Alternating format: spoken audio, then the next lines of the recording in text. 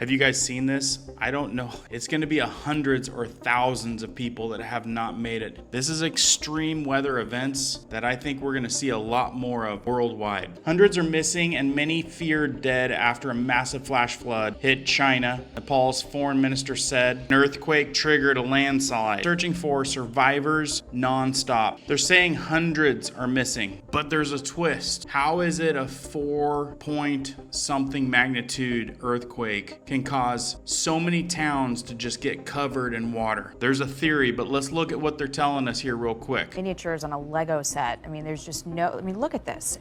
It is the force of Mother Nature. No one stands a chance at looking at how quickly that comes over, and then it just demolishes everything in its wake. You see all these buses in the parking lot. Watch what happens here. All those buses in the parking lot tossed around like they were, Matchbox toys. Oh, I mean, look at that. It's just unbelievable. I'd imagine the search is going to be very difficult. I'm not sure if you guys see this because I'm seeing, just earlier I saw 9 people missing. This is after hundreds of videos show footage of hundreds of people running in streets that then gets 25 feet of water flooded over the top of them along with buildings. You can't tell me that all those people there, which is probably just 100 just in this shot, and this town goes for miles, are now just swimming. This is the image that took me the most. I mean, look at the height of that cloud of force just coming across. How do you even find someone in that? Yeah, I saw an aerial view of that scene, and that border post there in China is sort of at the confluence of 2 tributaries. It kind of backs in against both of them. So it's literally got nothing on the other side of it except for river.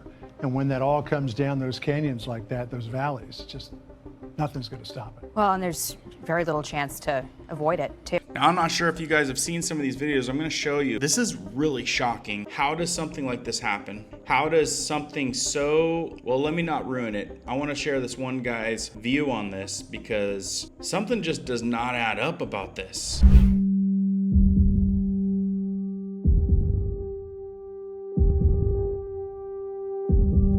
Welcome back, guys. I got some tragic video footage that I want to show you guys and some crazy theories that has got my mind turning that I want you guys to tell me what you think down in the comments below. But boy, wow, I'm telling you, this weather phenomenon is getting worse and worse worldwide. It's not just the United States. We're seeing the United States in some areas just getting taken over. Towns and cities getting taken out of with wildfires, droughts, water shortages, and just get ready. We're going into fall. We're going to see even more flooding, even more power outages, even more extreme storms. I hope you guys are ready. And there's been earthquakes and crazy stuff happening in South America. There's catastrophe happening in Europe. And now this. Towns upon towns get buried in flooding because they experience a 4 magnitude earthquake. At our homestead in Washington State, I'll be there in a couple days. We experience those 2 to 3 to 4, a little bit here, a little rock and roll there. In California, a 4.0, man, they'll sleep through that. So how is it a 4 magnitude earthquake buries towns? So I don't see how this is adding up. I would project possibly tens of thousands of people that are either injured or gone. I'll show you some more footage here in a minute. Not only the wildfires, but like this, absolute chaos in France. It looks like Zeus had landed. Wild, severe weather is hitting France. Over 30,000 lightning strikes have been recorded in just 2 hours. I heard someone say this crazy thing, which probably is not true, but on a scale of 1 to 10, put it down in the comments. Do you think weather warfare is a thing? May have just triggered a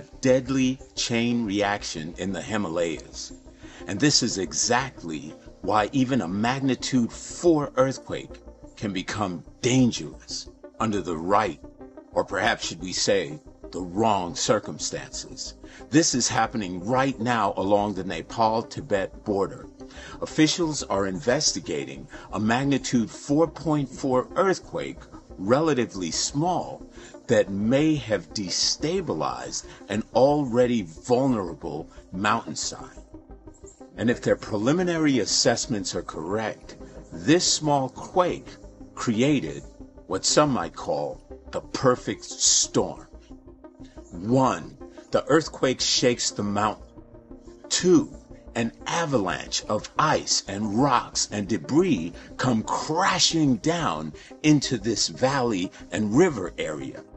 That means that material slams into the river valley and then it blocks the river like a temporary dam. Number 4, the water keeps coming, but now it has nowhere to go, and the pressure starts building behind all of that debris. Then the natural dam fails, and that becomes a wall of mud and rocks and debris that explodes downstream. That's the disaster you're seeing in these images right now. Entire settlements have been devastated. Roads, bridges, and hydropower infrastructure have all been destroyed. And hundreds of people have been reported missing, including hundreds of foreigners that are still unaccounted for. The rescue operations are underway as we speak. But here's a takeaway that we want to understand. An earthquake doesn't have to be a magnitude 7 or 8 like we've been seeing in the last few months to be a major disaster. In steep terrain like the Himalayas, sometimes the earthquake isn't the disaster. It's the first domino. So we saw the chain of events. First the earthquake, then the avalanche, then the river gets blocked, then the water builds up, and then the dam fails and it creates a flash flood and a mud flood. And it's not over. There are concerns about additional upstream blockages that may be taking place. All right, guys, you got to tell me what you think about that analogy down in the comments below. I know a lot of you guys dig deep. In our community, we've got some smart folks, so dig down into the comments because some people throw some gold nuggets down there on what's really going on. I question everything. My head's on a swivel, eyes wide open, watching my 6. And when I see something like this, now I'm immediately thinking, okay, China, Nepal, like, is there something that someone's after? Or is it retaliation? Is it, like, what could be the reason for, or are they testing stuff out? Like, is this an accident? That's one. Is this an accident? Is this just a random thing that wasn't prepared for and it was a perfect storm? Because I guarantee you, if not today, tomorrow, and the next day, these numbers are going to go into the thousands of missing folks. And I don't think that they're out for a swim. This is a major disaster, Natalia, that's unfolded just in the last few hours. Massive flash flooding sweeping through parts of Nepal, triggered by an avalanche of ice and rock that officials say has caused widespread damage to several villages, roads and other infrastructure, with the death toll already at least 9. Videos posted online show entire bridges and buildings being washed away almost instantly, while terrifying CCTV footage has emerged of the moment people attempted to flee just seconds before a mudslide swept through at the China border crossing, engulfing everything in its path. Authorities fear hundreds, if not thousands, have been caught in harm's way. The Nepalese government has released some preliminary lists suggesting there were nearly 300 foreign national tourists in one of the affected areas, including at least one Australian. But as this only happened hours ago and lines of communication are at a stretch, the gravity of what has happened is still being understood. We know, though, rescue teams are scrambling to get to the worst affected areas. Natalia, large-scale search operations are now underway. I'm telling you, folks, this is going to be into thousands. I've got some other crazy footage that you might not have seen. Check this out.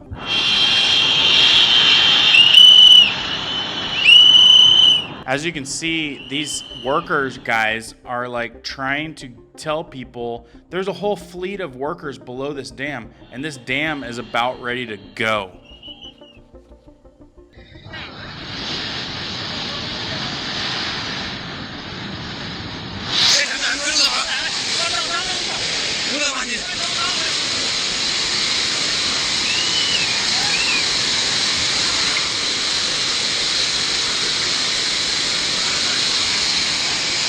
That whole dam is completely gone now.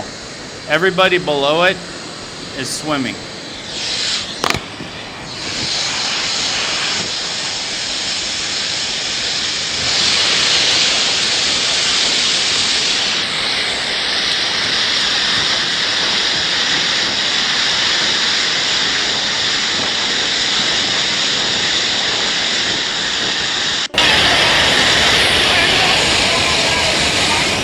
These are bridges that are floating down the middle of the valley and bridges being taken out.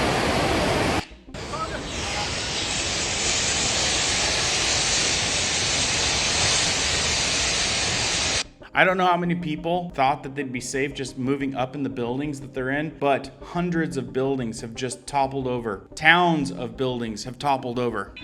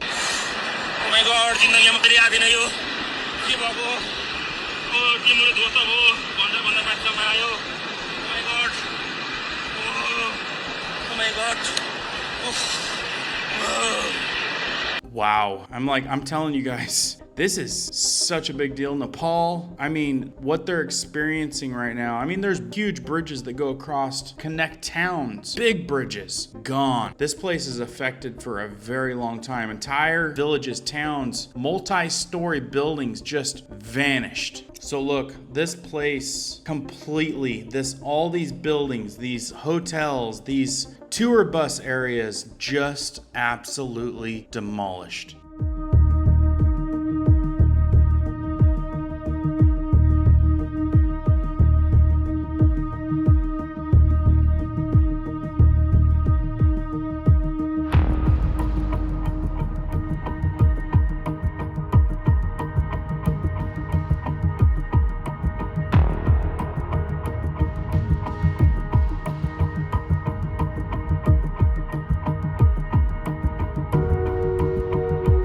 Like I said, guys, this is horrible for this area. I think this is going to turn into a really big story. We're going to start learning some big numbers here and some real devastation, impact, and I'm sure this community and these people could use a lot of prayers. Here's another good shot of how this entire thing comes down a canyon and just absolutely destroys a village.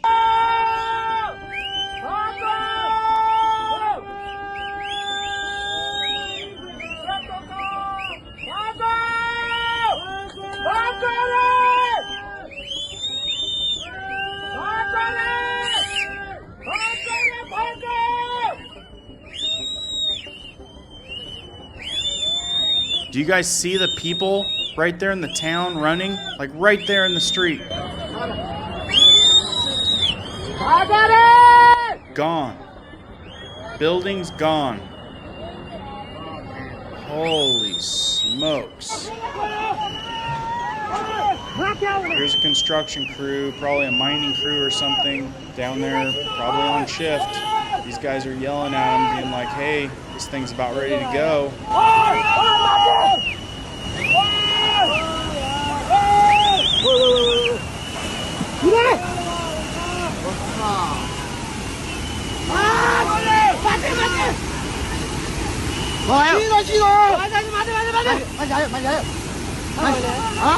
Here's some people that are running down a road, which looks like it's chasing them.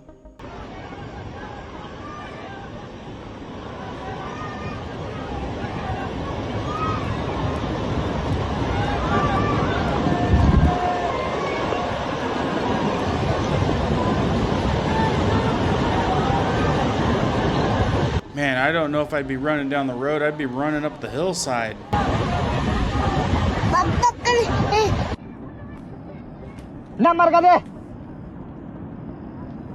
Wow, look at the volume just going. That is incredible. Look at it.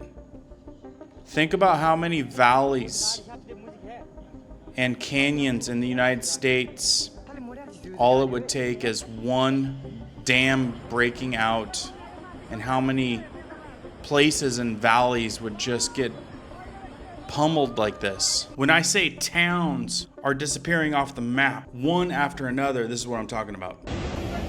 Look, usually bother go here. Look, go here. Oh yeah, sila siya tayo.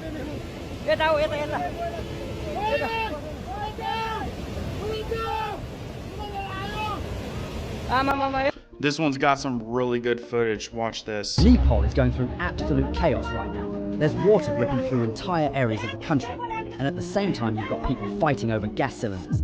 And honestly, that scene makes a lot more sense when you see everything else that's happening. This is northern Nepal, close to the border with Tibet, and the damage here is massive. The flooding has wiped out roads, destroyed bridges, and left some communities extremely difficult to reach. And some of these videos are just hard to wrap your head around. I mean, look at how fast that current is moving. Anything that gets caught in that is going with it. But what I found really interesting is that this may not be as simple as it rained a lot and the river flooded.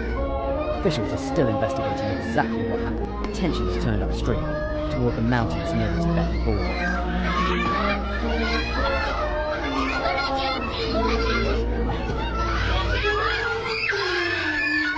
There are signs that a huge amount of rock and ice may have collapsed into the river and blocked it for a period of time. And you can probably see where this is going. If you block a river in the mountains, the water has nowhere to go. It keeps collecting until either the blockage halts or it doesn't.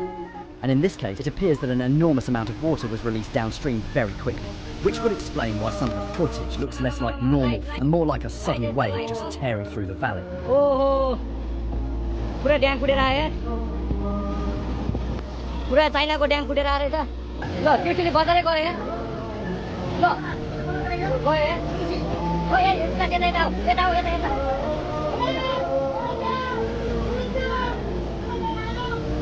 Mama ya.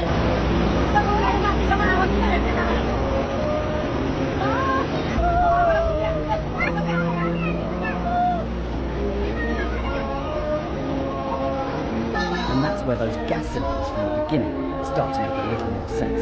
Nepal was already dealing with problems around cooking gas supplies before this, with shortages reported in some areas and authorities investigating black market sales.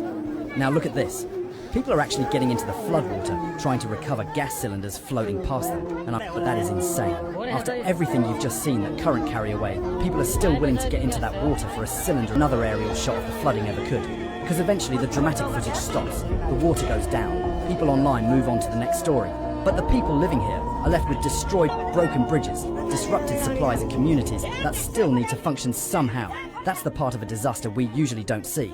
And for Nepal, it's only just beginning. This is why you stop, you hit subscribe, hit all notifications. This is why that I heavily impress on everyone that watches this channel to be prepared for disaster. I'm not saying doomsday prepper necessarily. I'm talking about being prepared so you're not fighting somebody for a gas canister, for water, for food. Be prepared. Start off with just being prepared for a month, a couple weeks even. The power goes out, storm hits, you've got a power problem, a water problem, a food problem, a cooking problem. Like, how long can you handle without going and fighting people at Walmart or trying to get the last case of water? This is exactly what we do on this channel, is we make sure people are aware, make sure people are in the know so that you guys can be a little bit more prepared than the average person. And the average person makes up the majority of people. And the last thing you want to be is the guy watching or the guy jumping into a flood that's taking out cities trying to get a gas canister. I've been telling you for weeks and months now that this year will continue to get worse, and I think it's going to continue to get worse because of the El Nino, which they say could turn into a super El Nino if it hasn't already. And it's just, when they say disaster is going to happen, it tends to happen. And then there's all the crazy stuff that they don't tell you.